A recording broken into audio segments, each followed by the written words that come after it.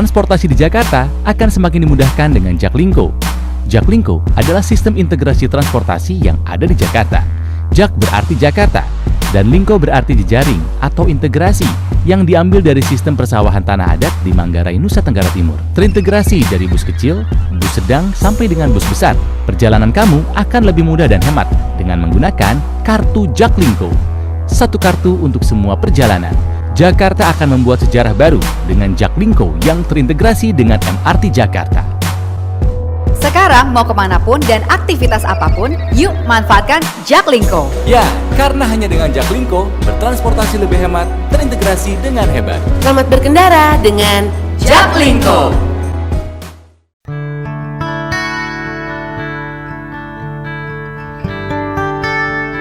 Ya pemirsa, kembali lagi di iBreak, masih bersama saya Fazilah Khairunisa dan juga Gubernur DKI Jakarta, Bapak Anies Baswedan. Nah tadi kita udah ngobrol banyak banget ya Pak, tadi sama Pak Didik juga kita udah ngobrol dari tadi apa, prioritas pengguna jalan, pembuatan jalur sepeda, terus moda transportasi yang terintegrasi, sampai tadi penerapan protokol COVID-19 di transportasi umum. Nah ini ngomong-ngomong tentang pengaturan soal transportasi nih Pak, Jakarta meraih penghargaan Sustainable Transport Award 2021. Betul. Apa sih Pak? Ini mungkin saya, bukan cuma saya doang yang penasaran, tapi warga lainnya juga penasaran kok bisa DKI Jakarta mendapatkan penghargaan ini. Apa inovasi-inovasi yang telah dilakukan oleh DKI Jakarta Pak? Betul, jadi begini, penghargaan ini diberikan untuk terobosan inovasi yang dilakukan selama 18 bulan sampai 2 tahun terakhir. Jadi periode penilaiannya adalah selama 2 tahun terakhir. Apa yang dinilai terobosannya, inovasinya. Ini bukan penghargaan atas sistem transportasi terbaik, bukan. Ini penghargaan atas inovasi, atas terobosan. Jadi yang dikasih penghargaan itu inovasi dan terobosannya. Jadi bukan yang dalam kategori terbaiknya gitu ya Pak? Kalau sistem transportasi terbaik, di dunia semuanya berkembang. Banyak yang lebih baik dari Jakarta. Yang dinilai adalah inovasinya, terobosannya. Nah, kita dianggap jauh lebih di atas San Francisco, di atas Frankfurt, di atas Bogota, di atas kota-kota yang cukup ternama gitu. Nah, di mana di terobosan transportasi? Apa indikatornya? Ada 3 nih. Satu adalah inovasi dan peningkatan mutu transportasi. Itu indikator pertama. Yang kedua adalah mobilitas transportasi kota dan penanganan polusi udara. Tadi kita dorong kan pejalan kaki, sepeda, itu nyata dalam 2 tahun terakhir ini. Dan siapapun yang mengukur jumlah panjang trotoar, jalan sepeda, dan ditambah warganya bersepeda. Lalu yang ketiga adalah ketersediaan akses untuk ini tadi, pejalan kaki, pesepeda selama 1,5 tahun terakhir. Nah, integrasi transportasi ini itulah yang menjadi poin pertama tentang inovasi. Karena kita bangun Jaklingko nih. Karena begini, selama ini ada alat transportasinya, tapi nggak nyambung. Nah, ketika ini tersambungkan, maka pengguna kendaraan umum tambah. Kayak contoh ya, Transjakarta itu pengguna per hari itu sekitar 360.000 di tahun 2016, 2017. 2019 itu menjadi 930.000 per hari. Oke, jadi naik 600.000. Kenapa naik? Karena orang yang menggunakan Transjakarta sekarang merasa saya bisa pindah ke moda yang lain. Jadi, saya sering sampaikan pada jajaran, kalau jumlah armada itu tambah, itu semata-mata karena kita punya anggaran. Kalau jumlah rute tambah, karena ada armada tambah, itu kita punya anggaran. Tapi, kalau pengguna tambah, ridership itu tambah, berarti perilaku warga berubah. Dari naik kendaraan pribadi ke kendaraan umum. Asalnya Transjakarta hanya 360-an ribu, sekarang menjadi bahkan sempat sampai 1 juta per hari. Itu artinya ada 600.000 orang lebih per hari yang meninggalkan kendaraan pribadi, pindah ke kendaraan umum. Nah, inilah yang menjadi dasar mereka melakukan penilaian. Jadi begini, saya seperti menganalogikan potongan-potongan baju. itu sudah ada, tapi belum dijahit. Sekarang kita lakukan adalah menjahit itu semua, sehingga dia menjadi pakaian yang bisa digunakan.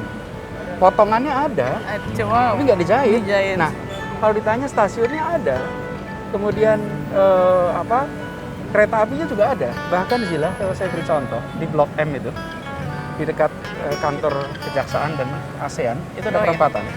Di situ ada MRT Utara Selatan. Kemudian ada jalan layang Transjakarta.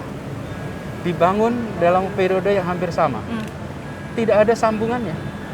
Jadi yang naik MRT nggak bisa pindah ke Transjakarta yang di atas.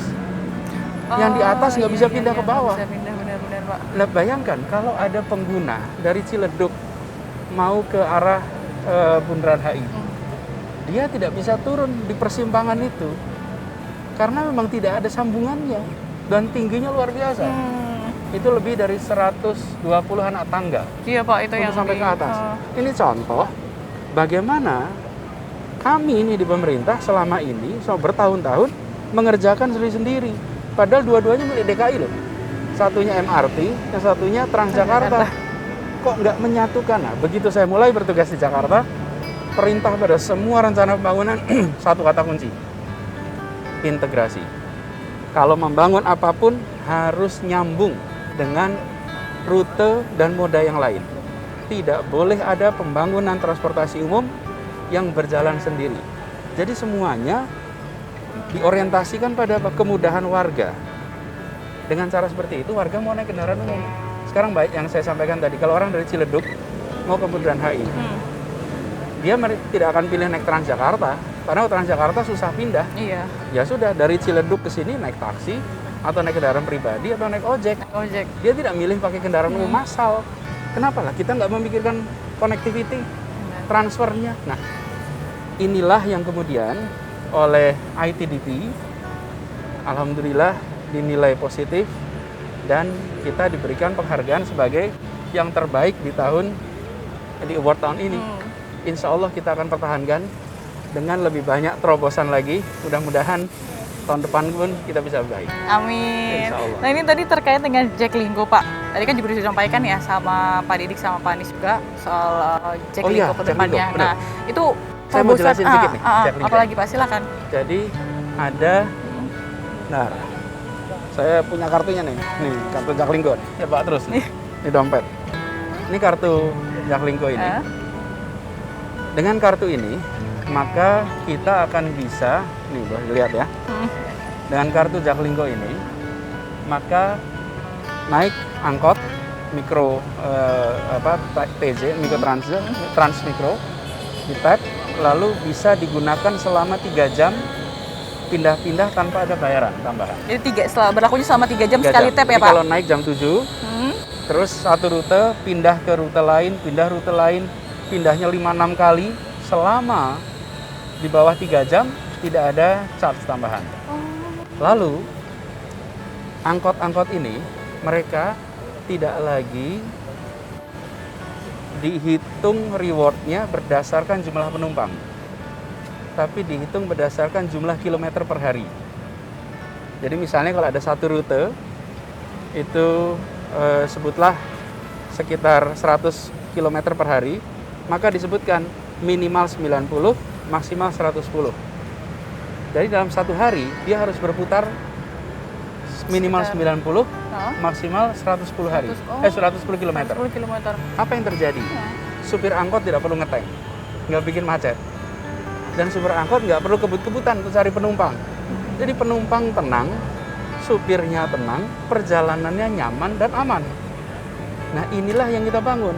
Lalu mereka tidak harus khawatir dengan pendapatan, karena pendapatannya penumpang itu ketika tap gitu ya, maka dia bertransaksi dengan DKI.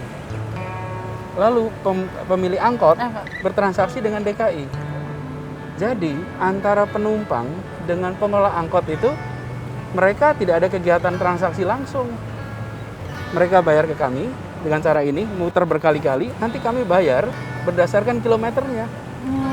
Jadi udah di catatannya ya, Pak ya.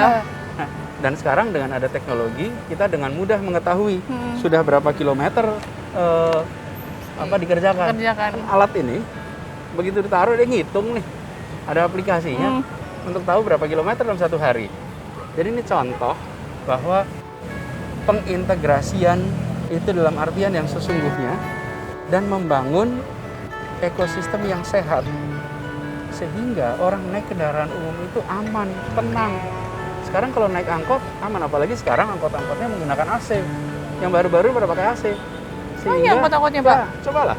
Nah, saya ingin ajak kepada warga Jakarta. Banyak sekali yang kenangan menggunakan kendaraan umum itu di masa yang amat lalu. Lama sekali. Sekarang saya ingin ajak, yuk gunakan transportasi umum. Anda coba. Ketika Anda sudah mencoba, saya yakin ketagihan. Banyak sekali orang sekarang berpindah sesudah merasa, oh ternyata nyaman ya. Karena pengalaman kita tentang transportasi umum itu sering sudah terlalu lama. Sementara dalam 2 tahun terakhir ini alhamdulillah ada terobosan-terobosan. Yuk kita mulai dan kita sama-sama mengurangi jumlah kendaraan umum di jalan raya. Kendaraan pribadi jalan raya. Nah itu Pak tadi untuk mengurangi kendaraan pribadi itu kan juga dalam rangka untuk menekan emisi dan juga mengurangi polusi. Nah itu langkah konkret yang akan Pak Anies Jadi, jalankan. Kalau menggunakan, sekarang kita berikan insentif pajak. Kalau menggunakan kendaraan berbasis listrik, maka pajak kendaraan bermotor dibebaskan. Anda nggak kena pajak. Lalu Kalau kemudian, listrik? Ya, kalau yang berbasis listrik. Pakai sepeda, kita siapkan tempat parkir sepeda. Kantor-kantor harus bikin 10% untuk parkir sepeda. Lalu ada nanti, terobosan itu udah jadi aja saya tunjukin. Untuk pengguna sepeda agar nyaman. Jadi kita mendorong menggunakan moda transportasi ramah lingkungan dengan cara siapkan fasilitasnya, berikan insentifnya, dan berikan kemudahan-kemudahan ketika mereka menggunakan. Baik, ini semoga dengan apa yang sudah dilakukan oleh Pemprov DKI ini akan mengubah itu tadi ya Pak, perilaku masyarakat ya, dan pindah dari kendaraan pribadi ke transportasi umum. Karena ini kan dibuat lebih nyaman lagi oleh Pemprov DKI. Jadi untuk warga Jakarta ini seperti yang tadi Pak Anies sampaikan gitu, jangan khawatir lagi karena kedepannya akan ditambah lagi ya Pak ya, dibagusin lagi fasilitasnya transportasi umum khususnya gitu. Dan baik, terima kasih Sama-sama, Pak Anies atas sering-sering waktunya. naik sepeda, sering-sering kendaraan umum. Okay. Siap Pak. Dan ini juga tadi juga penjelasannya udah cukup ini apa, semoga warga juga mengerti dan tersosialisasikan begitu dengan Insya adanya Allah. penjelasan dari Pak Anies. Terima kasih banyak Sama-sama, Pak Anies, tetap Zira. jaga kesehatan. Insya Allah, Terima kasih Pak.